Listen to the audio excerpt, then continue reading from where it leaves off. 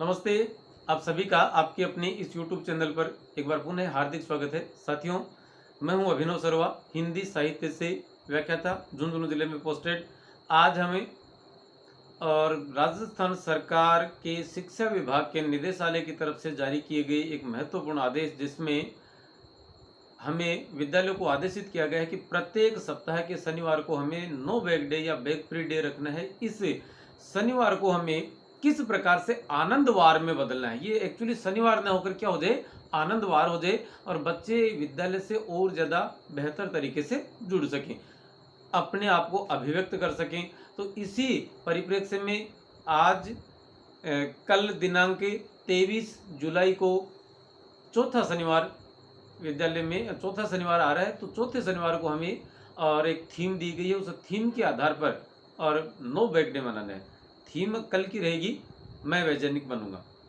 इस परिप्रेक्ष्य में यदि हम बात करें तो साइंस के टीचर्स की बहुत ही महत्वपूर्ण भूमिका इसमें रहने वाली है। हमें करना क्या है, कुछ जो 5 अलग अलग पार्ट है, पहल, प्रखर, क्षितिज, उन्नति और इत्यादि प्रकार के जो ग्रुप्स हैं, उन ग्रुप्स के माध्यम से उनके कक्षा स्तर और उनके समझ के या उनके बौद्धिक स्तर के हिसाब से हमें कुछ गतिविधियां करनी है बच्चों के साथ। इससे बच्चे अपने आप को अभिव्यक्त कर पाएंगे और वे और ज़्यादा खुल पाएंगे तथा बता पाएंगे या अपने आप में इस बात को तय कर पाएंगे कि हम कुछ सीख रहे हैं। कुछ गतिविधियां जैसे छोटी कक्षाओं के लिए 2 चीज़ें रख ली जाएँ। एक गिलास में पानी है, दूसरे में तेल है। बच्चों से पूछा जाए कि बेटा हल्का कौन सा है, तो हल्का वो कोई बच्चा कहेगा कि सर पानी हल्का है, दूसरा कहेगा सर तेल हल्का है। और हम उनके साथ इस बात का प्रयोग कर सकते हैं कि बेटा जो चीज़ हल्की होती है वह ऊपर होती है या भारी चीज़ ऊपर होती है।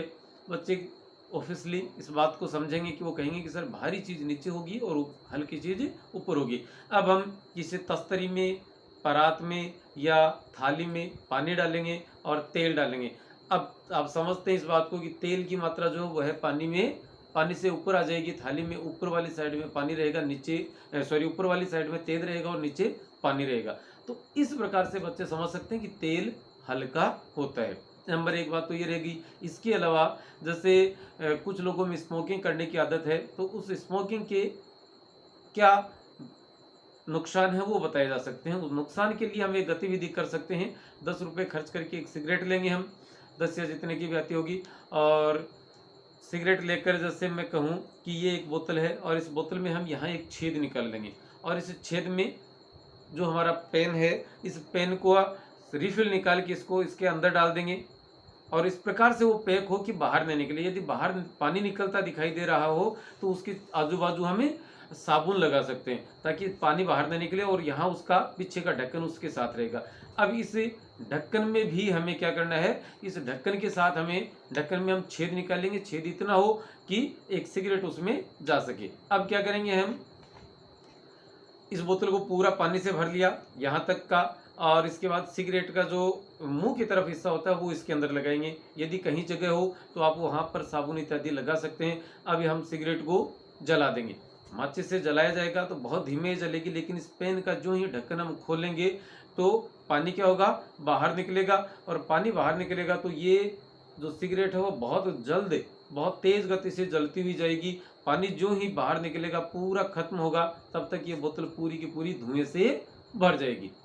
अब आप एक काम कर सकते हैं, इसका ढक्कन हम खोलेंगे और कोई भी टिश्यू पेपर या कोई सफ़ेद कपड़ा जो पूर्णतः वैसे सफ़ेद हो लेकिन ज़्यादा उपयोगी न हो, इस कपड़े को इसके ऊपर रखेंगे और ऊपर रख के इसको यूँ थोड़ा सा उल्टा करके हम कोई भी सीख सके और ये जो पेन था यहाँ पर उसमें फूंक मारेंगे।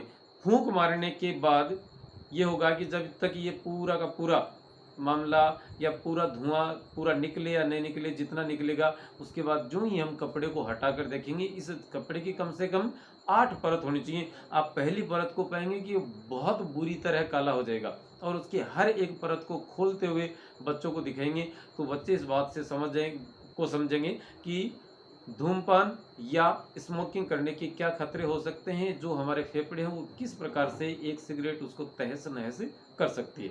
इसके अलावा यदि आप और बड़ी कक्षाओं की बात करेंगे तो बड़ी कक्षाओं में जैसे ऊष्मा की धातुएं ऊष्मा की चालक होती हैं अथवा नहीं। यह बात बताने के लिए हमें एक स्टैंड की ज़रूरत पड़ेगी, एक मोमबत्ती की ज़रूरत पड़ेगी, एक कील की ज़रूरत पड़ेगी। अब हम जैसे मैं टेबल लैंप काम में ले रहा हूँ, ये टेबल लैंप है। हमने इस प्रकार का एक स्टैंड या ढांचा तैयार कर लिया, कोई भी लकड़ी खड़ी की, उसके साथ में एक लकड़ी और बांध देंगे। अब हमें क्या करना है, ये जो स्टैंड है, ये वाली लाइट वाला हिस्सा, इस लाइट वाले हिस्से की जगह हमें कोई एक कड़ा लेकिन धातु का तार बांधना है, और धातु के तार पर यहाँ पर एक कील चिपकाएंगे हम। और कील किसके से चिपकानी है, मोम से चिपकानी है, वही मोमबत्ती अब हम इसके नीचे जलाएंगे। लेकिन ध्यान ये रखना है कि वहाँ से ज़्यादा दूरी न हो, कम से कम 3-4 इंच का इनका फासला हो। और कील यदि यहाँ है तो हमें मोमबत्ती इस सीध पर जलानी है। हमें मोमबत्ती कहाँ जलानी है, हमें यहाँ जलानी है। और जो जो मोमबत्ती के जलने से ये तार गर्म होगा, तार गर्म होने से ऊष्मा का प्रसार होगा, और यहाँ का जो मोम है वह पिघल जाएगा, और पिघलने के बाद क्या होगा, ये कील नीचे गिर जाएगी। इससे साबित होता है कि धातुएं ऊष्मा की सुचालक होती हैं। अब लकड़ी भी इस प्रकार से कर सकते हैं, लकड़ी में चिपकाएंगे, लकड़ी को करें तो लकड़ी से वो चीज़ नीचे नहीं गिरेगी, क्योंकि हालांकि लकड़ी गर्म होगी लेकिन स्पीड वो नहीं होगी। तो हमारे पास गतिविधि के लिए जितना समय रहेगा वह पर्याप्त है। इसके अलावा हम किसी भी प्रकार के जल संरक्षण है, पर्यावरण संरक्षण है, या बिजली बचाओ है, तमाम तरीके के हमारे पास ऑप्शन हैं, शीर्षक हैं, और उन पर हम बच्चों से पोस्टर का निर्माण भी करवा सकते हैं। एक बहुत अच्छी एक्टिविटी है। बच्चों को जैसे 6, 7, 8 या 9वीं 10वीं के बच्चों को हम साथ में लें, और साथ में लेने के बाद उन्हें सौर मंडल हमें समझाना है। तो सौर मंडल समझाने के लिए बाहर उनको ग्राउंड में लेकर आएंगे, बीच में सूरज या सूर्य के स्थान पर चाहे हम स्टूल रख दें, स्टूल के ऊपर उल्टा करके एक मटका रख सकते हैं, या किसी बच्चे को बैठा सकते हैं। उसके बाद में जो 8 ग्रह हैं, उन ग्रहों के एक लाइन खींच दी जाए, और उन लाइंस के खींचने के बाद सभी बच्चों को अलग अलग ग्रहों के नाम देकर वहाँ पर उनको खड़ा कर दिया जाए।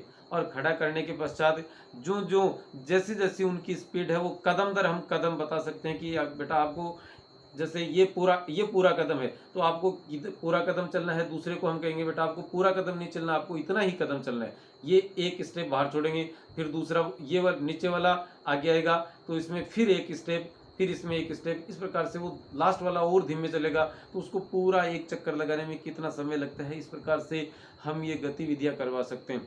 साथ ही उस गतिविधि में क्या रहेगा कि पृथ्वी के चारों तरफ चक्कर लगाने वाला जो उपग्रह है चंद्रमा, उसके बारे में बताया जा सकता है।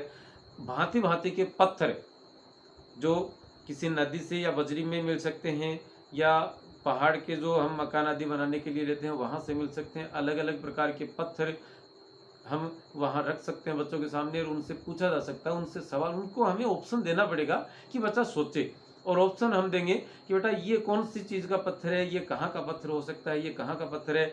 भांति भांति की हम जो मिट्टियाँ हैं अलग अलग खेतों से, या अलग अलग काली, पीली, भूरी, बालू, एकदम अलग अलग प्रकार की मिट्टी इकट्ठी करके उनके अलग अलग ढेर बनाकर बच्चों से पूछ सकते हैं कि इसमें ये मिट्टी किस प्रकार की है, पानी कितना पीती है, सूर्य की रोशनी में कितना जल्दी सूखती है या ये धीमे से सूखती है, इसमें कौन कौन सी फसल होंगी। तो जैसे एक ढेरी बना ली हमने काली मिट्टी की, उस काली मिट्टी में कौन कौन सी फसल हो सकती हैं, तो वहाँ पर उस फसल के बीज या उनके दाने रख सकते हैं।